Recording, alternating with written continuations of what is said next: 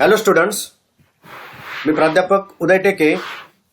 आज आपण analysis of external environment lecture number 3 यामध्ये आपण जे पॉलिटिकल एन्व्हायरमेंट आहे म्हणजे राजकीय पर्यावरण, लीगल एन्व्हायरमेंट आहे म्हणजे कायदेशीर पर्यावरण आणि जिओग्राफिकल एन्व्हायरमेंट म्हणजे भौगोलिक पर्यावरण या 3 पर्यावरणीय घटकांचा अभ्यास करणार आहोत. सो पॉलिटिकल एन्व्हायरमेंट म्हणजे राजकीय पर्यावरण. Attitude of government and legislators change with social demands and beliefs.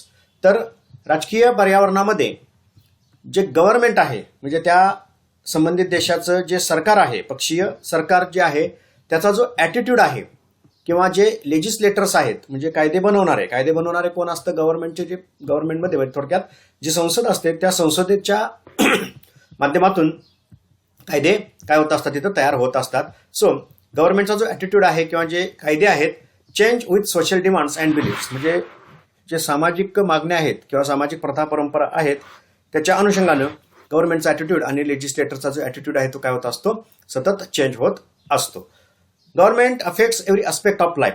तर जे शासन आहे आपल्या आयुष्याच्या प्रत्येक घटकावर या गव्हर्नमेंटचा काय होत असतो? परिणाम होत असतो. कोणत्या आयडिओलॉजीचं गव्हर्नमेंट आहे त्यानुसार हे पॉलिटिकल एन्व्हायरमेंट काय होत असतं? चेंज होत असतं. For instance, strong pollution norms many result in closure of a company.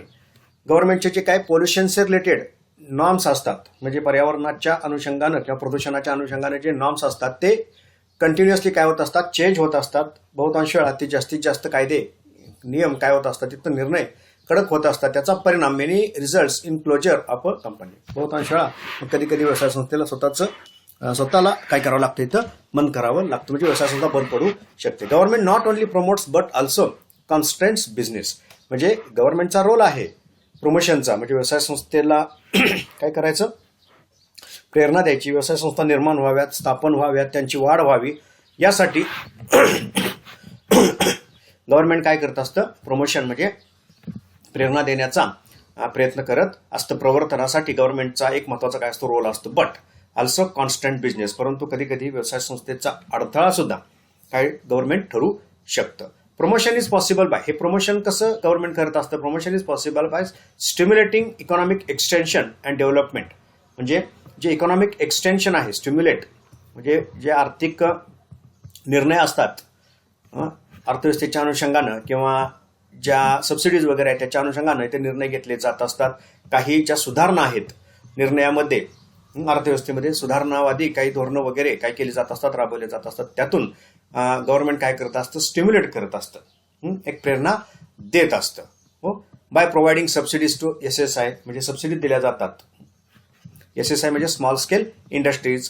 काही टॅक्स ॲडव्हान्टेजेस दिले जात असतात म्हणजे करामध्ये काही सवलती वगैरे दिले जात असतात. Support to research and development म्हणजे ज्या विकास आणि संशोधनाचे जे काय प्रयत्न होत असतात व्यवसाय संस्थांच्या माध्यमातून त्यांना गव्हर्नमेंट काय करत असतं? सपोर्ट करत असतं. And protecting business in priority sector म्हणजे प्रायोरिटी सेक्टरमधले व्यवसाय आहेत, अग्रहक्क जे क्षेत्र आहे त्यातील जे व्यवसाय त्याला गव्हर्नमेंट काय करत असतं? संरक्षण देत असतं. म्हणजे अशा काही माध्यमातून गव्हर्नमेंट काय करत असतं? प्रमोशन म्हणजे व्यवसाय संस्थेला प्रेरक पूरक वातावरण निर्माण करत असतं. Also government can the biggest customer. Government काय असतं?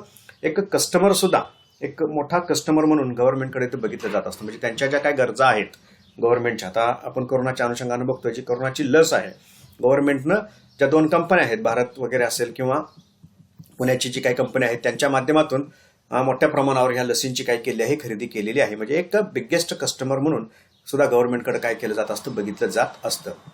The public announcements of government, the observations in planned documents indicate government policies. तर गव्हर्नमेंटच्या ज्या पॉलिसीज आहेत ते कशामधून दिसून येत असतात? सो जे पब्लिक अनाउन्समेंट आहेत गव्हर्नमेंटचे जे काय पब्लिक अनाउन्समेंट असतात त्या माध्यमातून किंवा the observations in plan document जे गव्हर्नमेंटचे प्लॅन डॉक्युमेंट्स असतात, बजेट वगैरे या प्लॅन डॉक्युमेंट्समधून गव्हर्नमेंटच्या ज्या पॉलिसीज आहेत त्या पॉलिसीज काय होत असतात? तिथं निर्धारित होत असतात, निश्चित होत असतात. For example industrial policy resolution 1948 मध्ये इंडस्ट्रियल पॉलिसी रिझोल्युशनचं डॉक्युमेंट मांडलं. त्यानंतर जी इकॉनॉमिक पॉलिसी आहे 1991 मध्ये गव्हर्नमेंटनं प्रेझेंट केली आणि त्यानंतर पूर्ण जे इकॉनॉमिक सेक्टर आहे ते काय झालेलं आहे, बदलल्याचं आपल्याला दिसून येत असतं. Several European countries restrain the use of children in commercial advertisement. म्हणजे काही ज्या युरोपियन कंट्रीज आहेत त्यांची बंधनं आहेत, ते बंधनं घालतात कशावर, use of children in commercial advertisement. म्हणजे ज्या कमर्शियल ॲडव्हर्टाइजमेंट आहेत त्यामध्ये लहान मुलांचा वापर होऊ नये या अनुषंगानं काही जी काय बंधनं आहेत युरोपियन कंट्रीमध्ये घातली जात असतात. इन इंडिया, भारतामध्ये सुद्धा advertisement of cigarette must carry the statutory warning that cigarette smoking is injurious to health.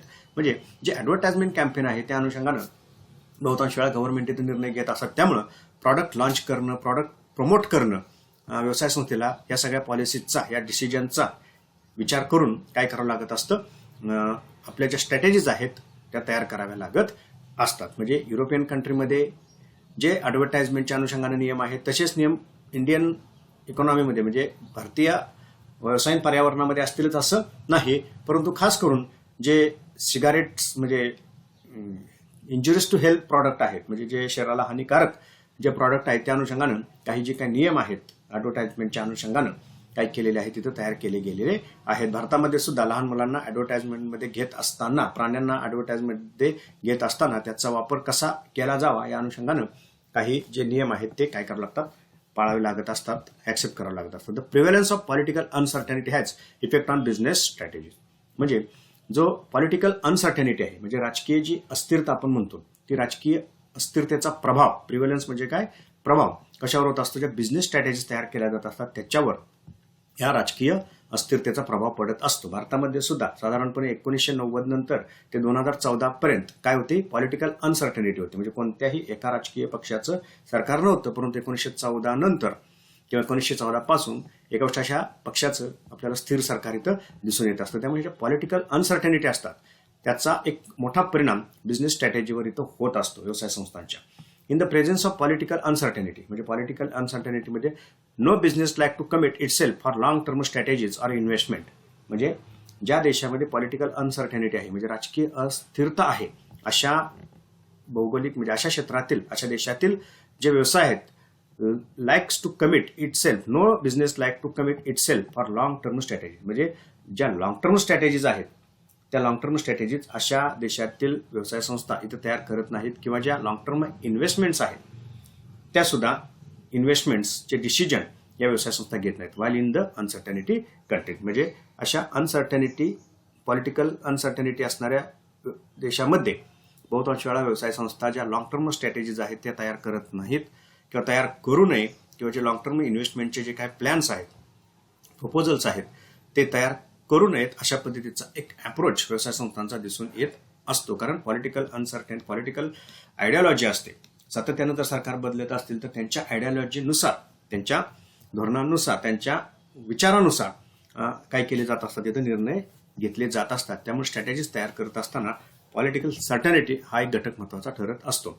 जर आपण therefore the companies focus more on preparing alternative plans for different emerging situation. So अशा देशामध्ये ज्या कंपन्या आहेत जे अल्टरनेटिव्ह प्लॅन्स आहेत, वेगवेगळ्या ज्या सिच्युएशन्स क्रिएट होऊ शकतात त्याच्यासाठीचे जे काही अल्टरनेटिव्ह प्लॅन्स, अल्टरनेटिव्ह स्ट्रॅटेजीज इथं व्यवसाय संस्थांनी काय केल्या पाहिजेत, तयार केल्या पाहिजेत. तर हा काय आहे, पॉलिटिकल एन्व्हायरमेंट म्हणजे राजकीय पर्यावरणाचा एक मोठा परिणाम व्यवसाय संस्थेच्या स्ट्रॅटेजीजवर पडत असतो. देन लिगल एन्व्हायरमेंट म्हणजे कायदेशीर पर्यावरण.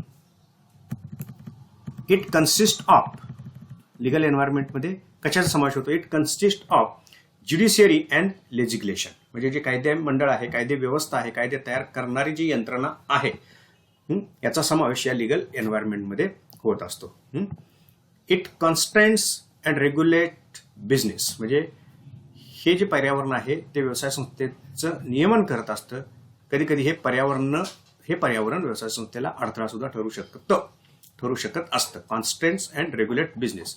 There are several legislations like company act, म्हणजे वेगवेगळे जे काही लेजिस्लेशन्स आहेत लाईक कंपनी ऍक्ट 1956 जो 2013 मध्ये काय झालेला आहे, अमेंड झालेला आहे. दी पेमेंट ऑफ वेजेस ऍक्ट आहे, फॅक्टरीज ऍक्ट आहे, त्यानंतर इन्कम टॅक्स ऍक्ट आहे. हे जे काय ऍक्ट्स आहेत ते ऍक्ट्स प्रत्येक व्यवसाय संस्थेला काय करावं लागतात, ऍक्सेप्ट करून फॉलो करावे लागत असतात. There are judiciary arrangements like courts and tribunals. ज्या ज्युडिशियरी अरेंजमेंट आहेत, कायद्याच्या व्यवस्था आहेत, जसे कोर्ट्स आहेत, ट्रायब्युनल्स असतात, त्याच्या सुद्धा यामध्ये समावेश होत असतो. Indian business environment is undergoing a sea change since 1991 after economic reforms were introduced. म्हणजे या कायदेशीर पर्यावरणामध्ये जे मोठे बदल आहेत 1991 नंतर व्यवसाय संस्थेच्या अनुषंगानं झाल्याचं आपल्याला दिसून येत असतं. म्हणजे IRDA सारखी संस्था असेल, बँकिंग रेग्युलेशन ऍक्ट रिवाइज झालेला आहे, किंवा जी सेबी सारखी यंत्रणा आहे, security exchange board of India सारखी जी काय यंत्रणा आहे, या यंत्रणा काय झालेल्या आहेत तिथं तयार झालेल्या आहेत. A number of measures have been announced to facilitate private entry into areas of infrastructure which were formerly the prerogative of public sector with a view to freeing scarce public resources for social sector.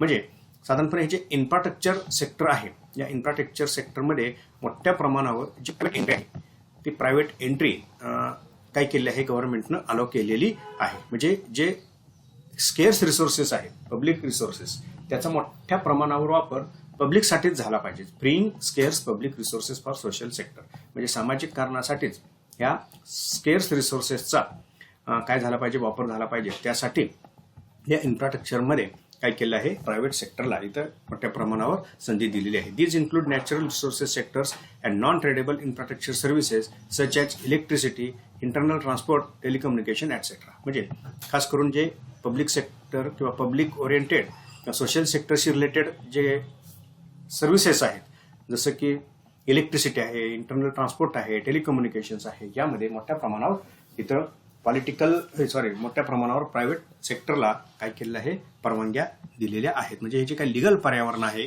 म्हणजे कायदेशीर पर्यावरण आहे, त्याचा विचार करून ज्या strategies आहेत त्या फॉर्म्युलेट करण्याचं काम व्यवसाय संस्थांना करावं लागतं. देन आहे नॅचरल एन्व्हायरमेंट, नैसर्गिक पर्यावरण किंवा geographical environment. Geographical ecological factors such as natural resources, weather and climatic conditions, topographical factors, location aspect in the global context, port facilities, etc. are all relevant to business. म्हणजे जे natural environment आहे त्यामध्ये geographical म्हणजे भौगोलिक आणि ecological म्हणजे नैसर्गिक जे आहे त्याचा समावेश होत असतो.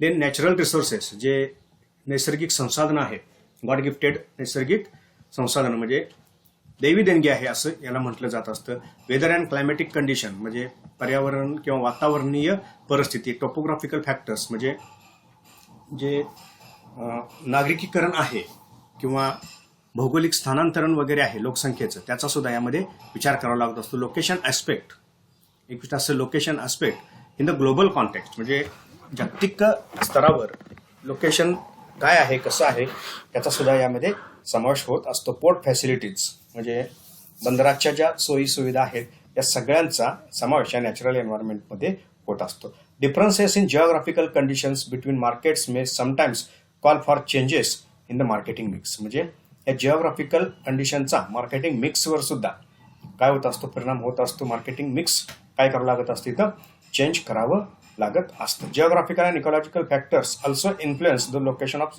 Certain industry. म्हणजे काही व्यवसाय संस्थेचं जे काही लोकेशन आहे ते सरळ जिओग्राफिकल आणि इकॉलॉजिकल फॅक्टरवर काय असतं, अवलंबून असतं. म्हणजे गव्हर्नमेंटच्या रिस्ट्रिक्शन असतात.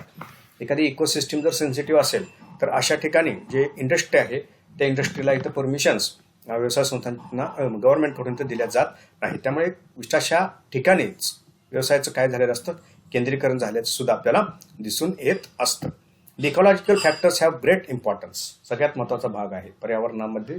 पर्यावरणीय घटक, वातावरणीय घटक यामध्ये फार विचारात घेतले जात असतात. Say government policies aimed at preservative of environmental purity and ecological balance have resulted in additional responsibility and problems for business. म्हणजे गव्हर्नमेंट सेन्सिटिव्ह असतं कशाच्या अनुषंगानं, प्रिझर्वेशन ऑफ एन्व्हायरमेंटल प्युरिटी म्हणजे एक शुद्ध वातावरण, शुद्ध हवा या बाबतीमध्ये सरकार काय असतं, थोडं सेन्सिटिव्ह असतं. त्याचा सरकारचा अग्रक्रम, प्रायोरिटी ही एन्व्हायरमेंटल प्युरिटीला आणि इकॉलॉजिकल बॅलन्सला असते.